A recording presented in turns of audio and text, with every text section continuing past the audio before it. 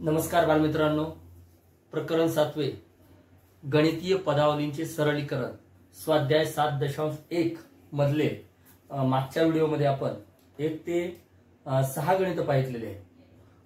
Video अधिक मोठा होत असल्यामुळे आपण दुसऱ्या व्हिडिओमध्ये हे गणित 6 ते 11 पर्यंत करणार आहोत। तर विद्यार्थी मित्रांनो, 7वं गणित तुम्हाला फळ्यावर दिसतंय।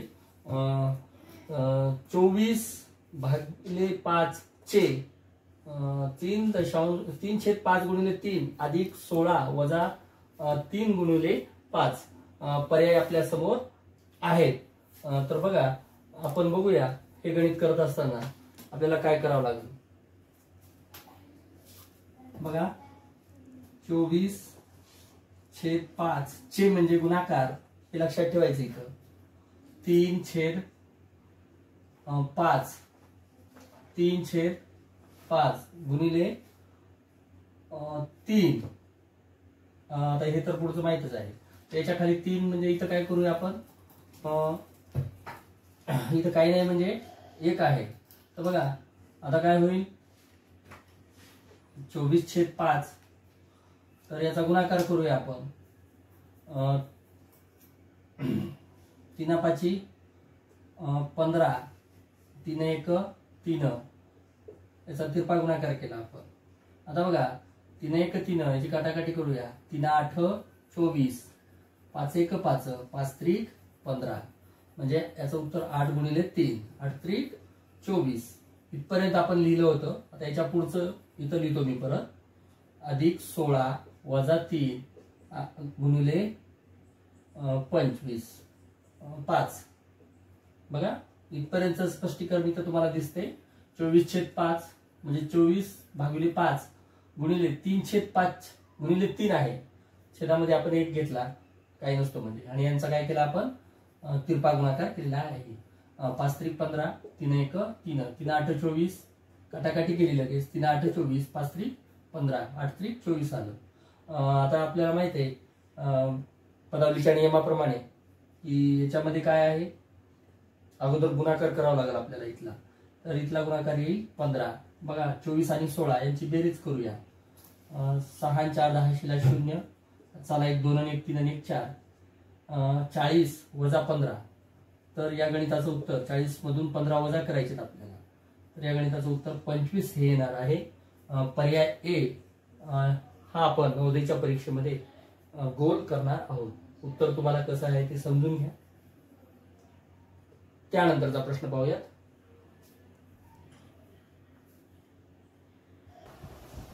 त्यानंतरचं स्वाध्याय 7.1 मधलं 8वं गणित आपण पाहणार आहोत। बघा विद्यार्थी मित्रांनो, 2002 भागिले 13ची 11 पट बरोबर किती पर्याय आपल्या समोर आहे। आता ही पदावलीच आहे, भागाकार आणि 13ची 11 पट म्हणजेच काय येणार आहे। 13ची 11 पट 2002 भागिले कंसामध्ये 13 गुणिले 11, पट म्हणजे गुणाकार असतो। आता 13 सोपं आहे। आता आपल्याला कळत भागाकार किंवा गुणाकार यापैकी कंस अगोदर आपल्याला कंप्लीट करावं लागेल, बाकी तोच नियम। मग भागाकार गुणाकार नंबर 1 ला करणार, बेरीज किंवा वजाबाकी नंबर 2 ला करणार। इकडून येत असताना डावीकडून उजवीकडे जात असताना जे अगोदर येईल ते 13ची 11 पट गुणाकार करूया। 13 गुणिले 11, डायरेक्ट गुणाकार करायला शिका आता थोडस।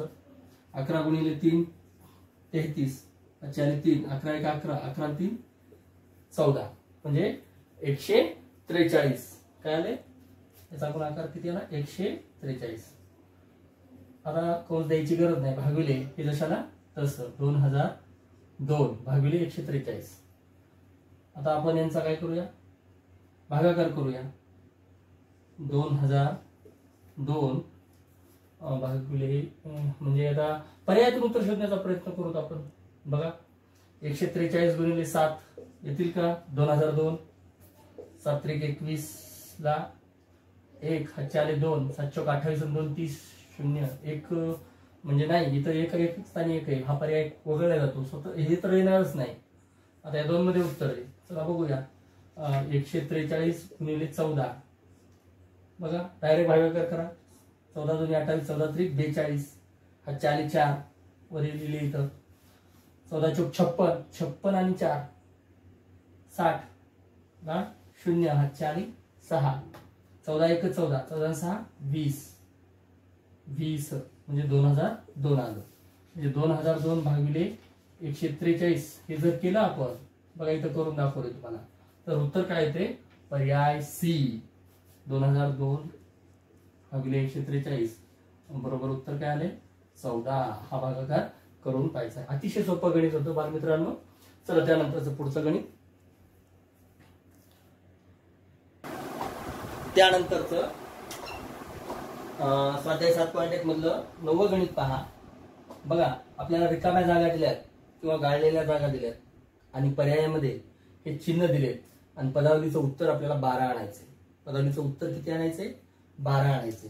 तर याच्यामध्ये कोणते चिन्ह आपण टाकायला पाहिजे की जेणेकरून उत्तर 12 येईल आणि गाळलेल्या जागी प्रत्येक चिन्ह, प्रत्येक पर्यायामध्ये 4 चिन्ह दिसतात. आपल्या सगळ्या भाग बेरीज वजाबाकी गुणाकार भागाकार या सर्व क्रिया आपल्याला याच्यामध्ये दिसतात. पाहूया आपण. आता याच्यामध्ये दुसरा काही पर्याय नाही आपल्याकडं, तर पर्यायातूनच उत्तर काढणं हाच पर्याय आहे. पहिला पर्याय घेऊन पाहूया, लिहून टाकू. पहिला पर्याय ए. बघा ए लिहितोय मी. बघा ए मधलं पहिलं आहे प्लस म्हणजे अधिक, भागविलेचं भागविले, वजाबाकी आणि गुणाकार. याचं उत्तर 12 येते का पाहूया. बघा आता पदावलीचे नियम तर वापरावेच लागतील. बेरीज अगोदर करायला जमणार नाही. अगोदर गुणाकार किंवा भागाकार पैकी जे अगोदर जाताना लागेल ते. बघा 16 अधिक आता भागाकार आहे 8 भागिले 4, 8 भागिले 4, 4 दोन्ही 8 म्हणजे याचं उत्तर 2 आलेलं आहे. एवढ्याचं उत्तर 2 आलेले. वजाचं चिन्ह 2 गुणिले 3 बरोबर 12. चला आता पदावली तयार झाली, आपल्याला सोपं जाईल. आता गुणाकार किंवा भागाकार राहिलेत का? याच्यात राहिलेत, ते अगोदर करावं लागेल.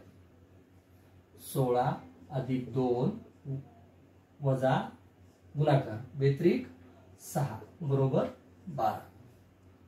ओके. आता गुणाकार किंवा भागाकार सगळे संपले. आता क्रमाने जे अगोदर येईल ते करायचं. बेरीज किंवा वजाबाकी इकडून इकडे जाताना अगोदर काय येते? बेरीज. 16 आणि 2 18 वजा 6 बरोबर 12. 18 वजा 6 बरोबर 12. 12 बरोबर 12. उत्तर आपल्याला मिळालेलं आहे.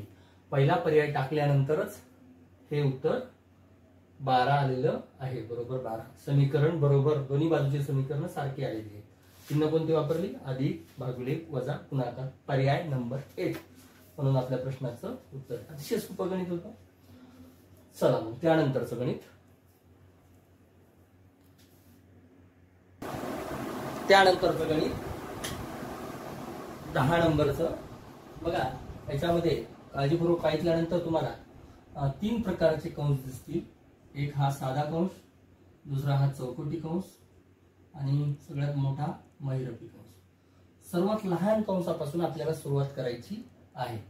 सर्वात लहान कंसापासून आपल्याला काय करायची आहे? सुरुवात करायची आहे. अगोदर ते लहान लहान कंस कंप्लीट करू. बघा सोपं आहे. पहिल्यांदा हे 2 चौकटी कंस दिसतात, हे 2 आणि ते एका मोठ्या महिरपी कंसाच्या आतमध्ये. हे 2 चौकटी कंस, हे 2, हे दुसरा चौकटी कंस, त्यामध्ये हे छोटे. आता पदावलीचे नियम आपल्याला प्रत्येक जागी लावायचे आहेत. अगोदर सगळ्यात आधी हा कंस आपल्याला सोडवायचा आहे, नंतर चौकटी कंस आणि नंतर मग महिरपी कंस. बघा अगोदर आपण 180 वजा हा कंस सोडून घेऊ. 5 त्रिक 15 अधिक 20. या दोघा चौकटी कंसात चिन्ह कोणते? वजाबाकीचे. बघा परत 11 दोन्ही 22 वजा 4 अधिक 3 7 झालंय. हा चौकटी कंस संपला.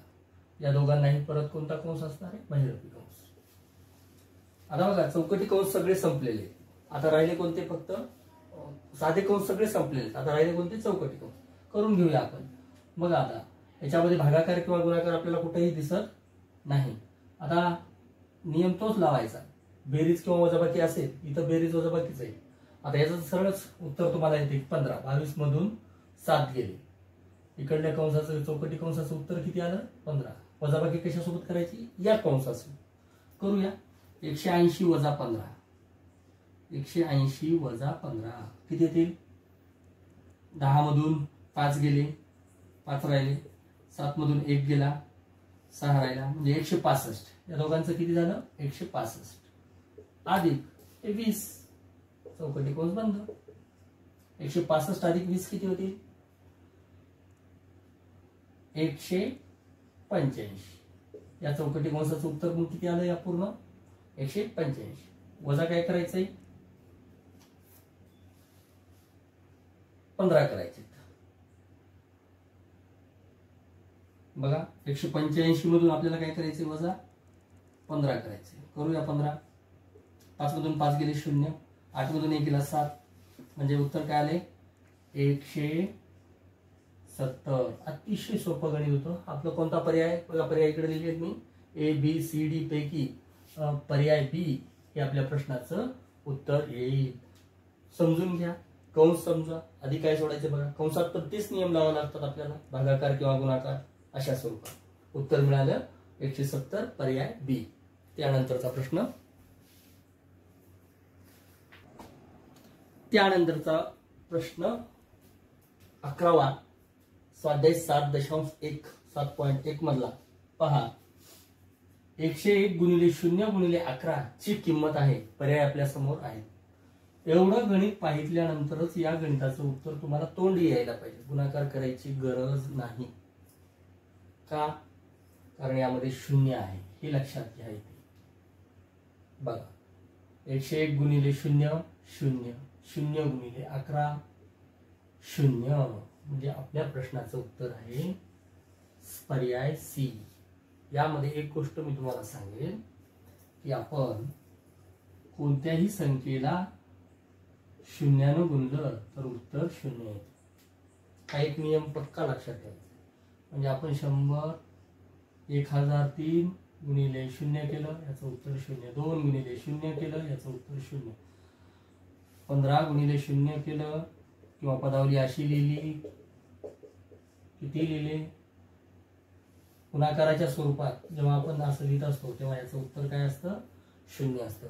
म्हणजे याचाच अर्थ असा होतो, कोणत्याही संख्येला आपण 0 गुणला असता गुणाकार हा 0 येतो. हा गुणाकाराचा नियम तुम्हाला माहित आहे का नाही हे विचारण्यासाठी नवोदयच्या परीक्षेमध्ये हे गणित विचारलेलं आहे. अशा पद्धतीने विद्यार्थी मित्रांनो, हा गणितीय पदावलीचे सरलीकरण या प्रकरणातला 7.1 हा स्वाध्याय इथं संपतो. आपण भेटूयात नंतरच्या व्हिडिओमध्ये. तोपर्यंत तुम्ही नवनीत प्रकाशनाचं पुस्तक घेऊन आणि वही पेन घेऊन बसायचंय. व्हिडिओ पाहायचाय, पुन्हा पुन्हा गणित अधिक पद्धतीने समजून घेण्याचा प्रयत्न करायचा आहे. गणितामध्ये सरावाला फार महत्वाचं स्थान आहे. परीक्षेसाठी शुभेच्छा तुम्हाला. लाईक, शेअर, सबस्क्राईब करायला विसरू नका. धन्यवाद.